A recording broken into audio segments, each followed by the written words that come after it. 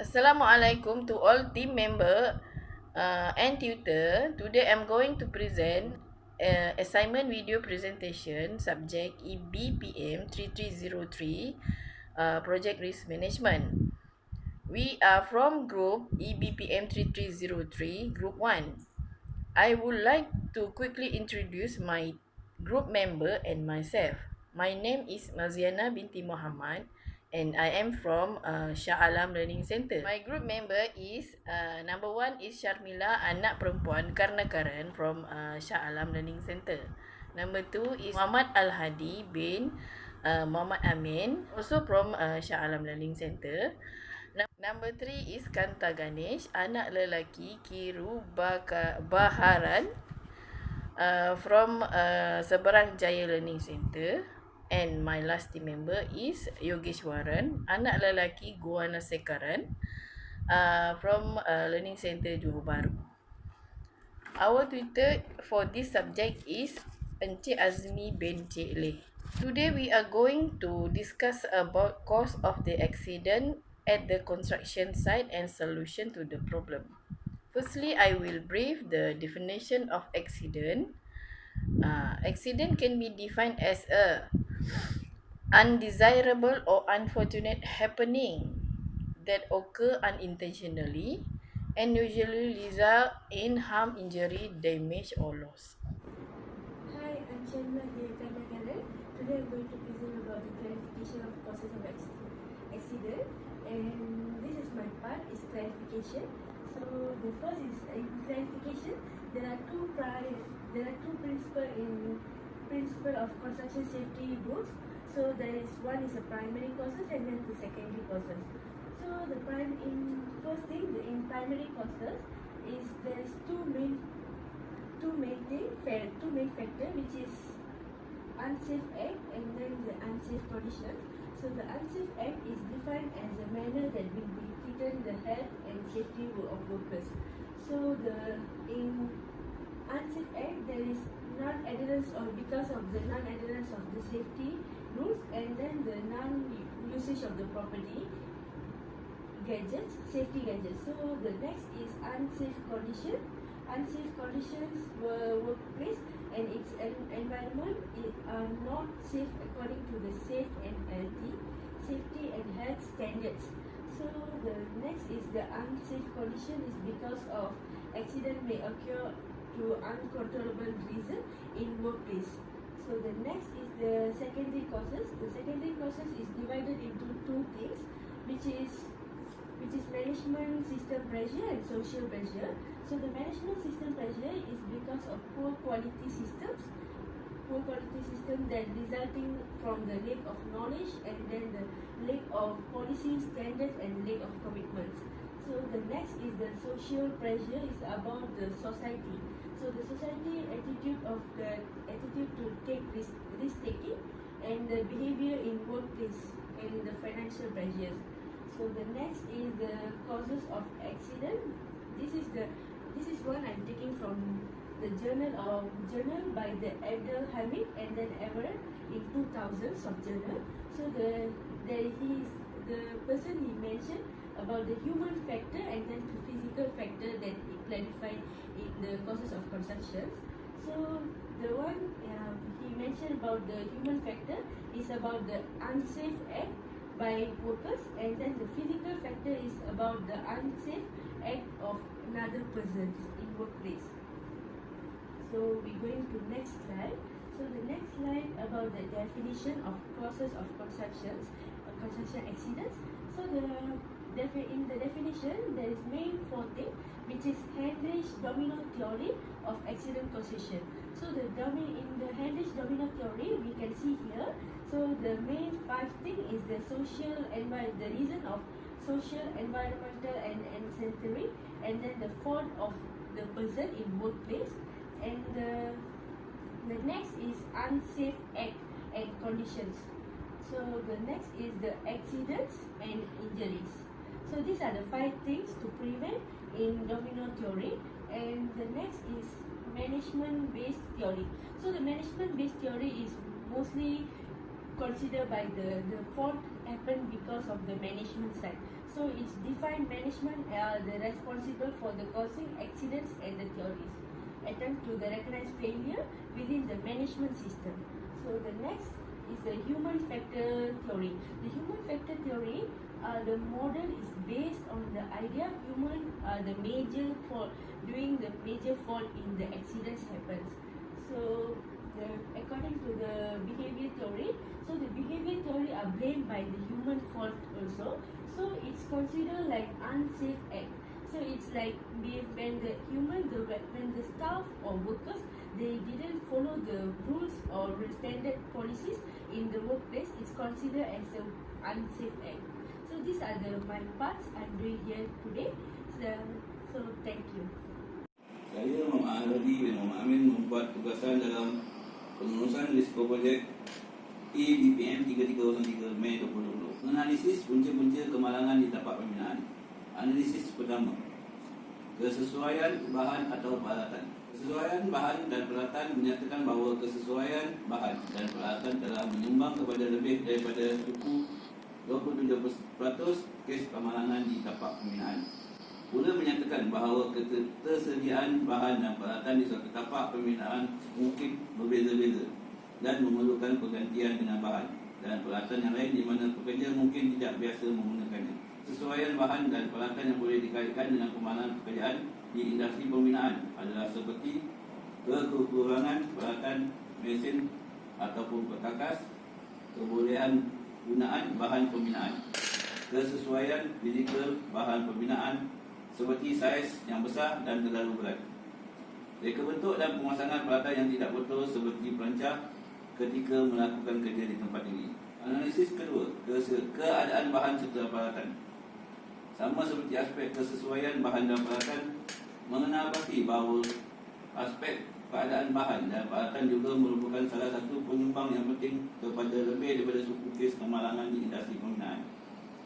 Antara aspek keadaan bahan dan peralatan yang sering diberi perhatian oleh penyelidik terdahulu adalah seperti peralatan dan mesin di dalam keadaan yang tidak boleh digunakan, kekurangan baik pulih peralatan mesin dan kelengkapan, kekurangan penyelenggaraan peralatan mesin dan kelengkapan serta keadaan bahan binaan. Analisis ketiga, reka bentuk perlindungan keselamatan. Antara perkara penting yang dikaitkan dengan penyumbang kepada kemalangan industri pembinaan bagi aspek reka bentuk perlindungan keselamatan pula adalah peralatan tanpa peranti keselamatan, peranti keselamatan yang tidak kurang sesuai dengan tugas, peranti keselamatan tidak berfungsi, reka bentuk peralatan perlindungan pribadi yang salah atau tidak sesuai, fasiliti dan langkah-langkah perlindungan keselamatan tidak kurang sesuai bagi tindak balas kecemasan. Analisis keempat, pengetahuan mengenai bahan peralatan yang digunakan. Dalam faktor bahan dan peralatan adalah pengetahuan mengenai bahan dan peralatan yang digunakan oleh pekerja di tapak pembinaan. Contoh adalah seperti penggunaan bahan dan peralatan yang tidak betul, kekurangan arahan dan penstoran bahan dan peralatan yang tidak betul, pelaksanaan dan penyelenggaraan bahan yang tidak betul, kekurangan dan melaksanakan. Ini adalah beberapa contoh gambar yang boleh menyebabkan kemalangan dalam industri pembinaan. Gambar satu, kawasan tutup atau kerja yang bersepah serta kawasan kerja yang padat yang boleh mengakibatkan kemalangan.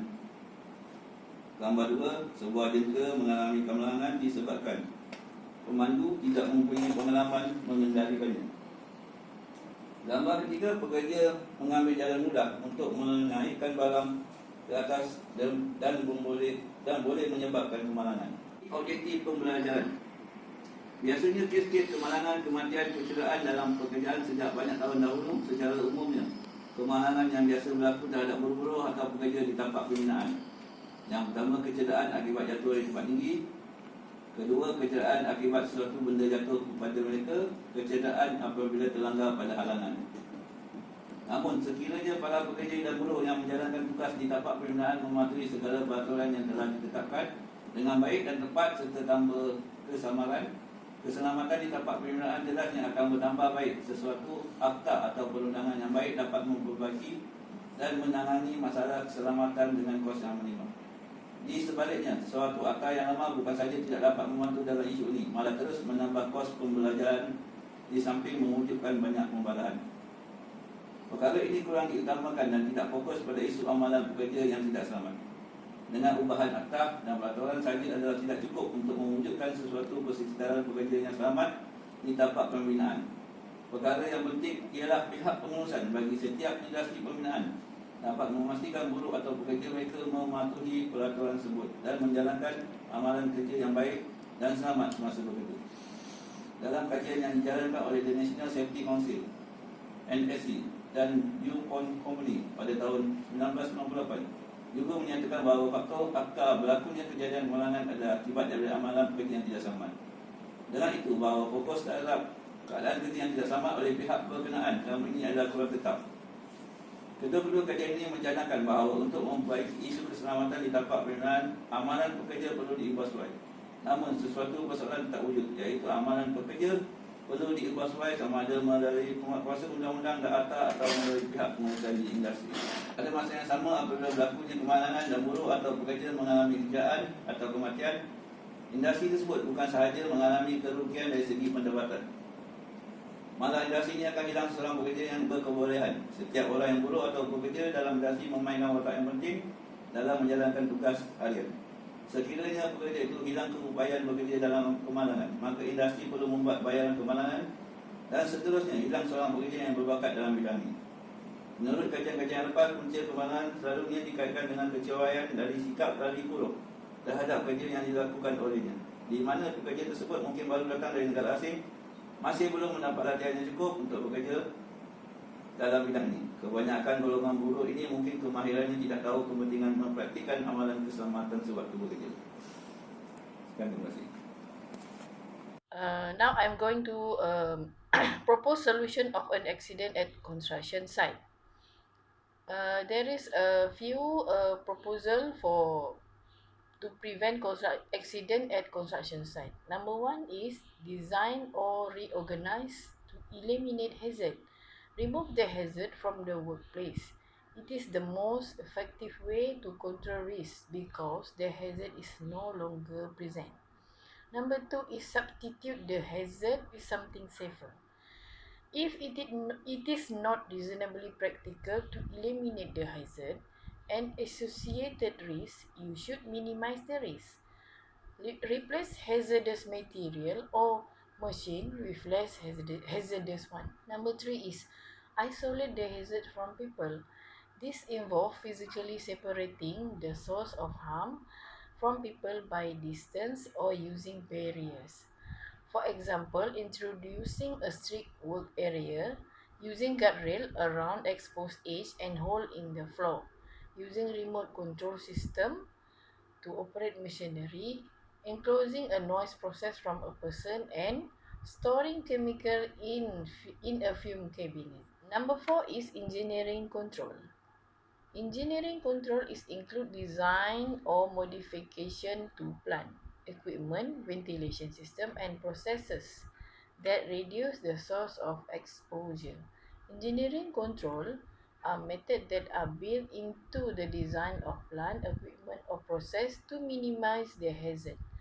Number five is administrative control. Administrative control that alter the way the work is done, including timing of work, policies, and other rules. Establish appropriate procedure and safe work practices. Number six is personal protective equipment or PPE.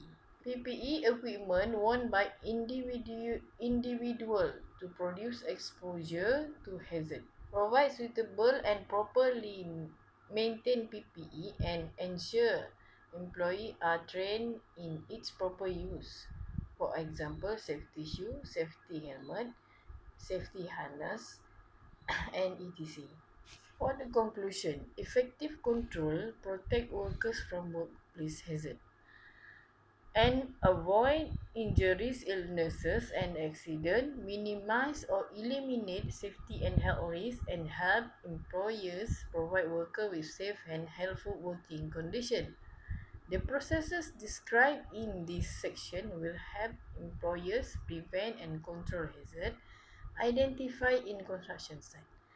Education and training are important tools for informing workers and managers about workplace hazard and control so they can work safely and be more productive. Another role of education and training, however, is to provide workers and managers with a greater understanding of the safety and health program itself so that they can contribute its development and implementation. Thank you. Have a nice day. Hi there. Good evening. I'm Kantaganesh Kirubagan and my ID number is 9611190854550001. I am from Sabaranjaya Learning Center and I would like to talk about step 6, which is self-study. In this assignment, students should gather information based on agreed objective. Information is obtained individually and exchange views with group members in the My Inspire forum. All group members provide good cooperation in launching discussions in the forum as well as completing assignments according to the set time. I started by looking for material on the internet for reference and continue to start assignment 1 according to the rubric. In addition, I also make group discussion on the topics that has been listed as well as make divisions for discussions to make video recordings in group. We have to comply with all federal, state, local and state system standards and regulations. We have also learned that developing and maintaining an environment that provides safe and healthy working conditions for employees and safe operations of facilities, equipment and handling products are significant. Besides, it is pertinent to according incident rates by maintaining safe and healthy conditions and standards. Training programs that increase awareness of safety and health should be conducted on a regular basis. Importance of health and safety programs in the workplace has to be reminded regularly. Throughout all these objectives, we learn that we get to reduce workers' compensation costs. Based on the objective information agreed by our group, we work together to explain the whole self-study as follows. The first one, accident issues on the construction site, which is an unsafe work environment. The Department of Occupational Safety and Health, which is DOSH, proved that the level security of construction industry is still at a low level and has a negative impact on the country's economic growth. Major accidents that occur frequently and recurring are such as falling from a high level, crashing into an object that falls, slipping, being hit by heavy machinery, tripping and so on. Second, let us look into the causes of an accident on the construction site. Attitude of employees who do not comply with the sets of rules continuously. Employers as management need to be committed in ensuring the implementation of security controls, awareness and training programs, complying with PPE dress code, policy making and so on. For an example, the company needs to hold a briefing before starting work on site so that employees are given exposure on security and procedures and security regulations. The parties involved in construction sector, whether project managers, supervisors or employees, shows initiative, sensitivity and act in caring about the risk of hazards and causes of fatal accidents so that awareness is present in every workers at the construction site. They need to ensure safe work systems, safe machinery routes, safe work plans and equipments as well as clean supervision and instructions. Based on accident analysis, there are several theories related to accidents at construction sites and the most popular is dominoes theory, which was introduced by Herbert W. Harridge around the 1930s. From the research, it was discovered that the fact of 90% of accidents occur during to unsafe work behavior, human weakness due to negative attitudes. Accidental domino factors. First one will be social development, second one human errors, third one unsafe actions, fourth accidents and fifth will be injuries. So let us look into the solution to accident case problems. First, we have to ensure the work environment is in a tidy, safe condition at all times.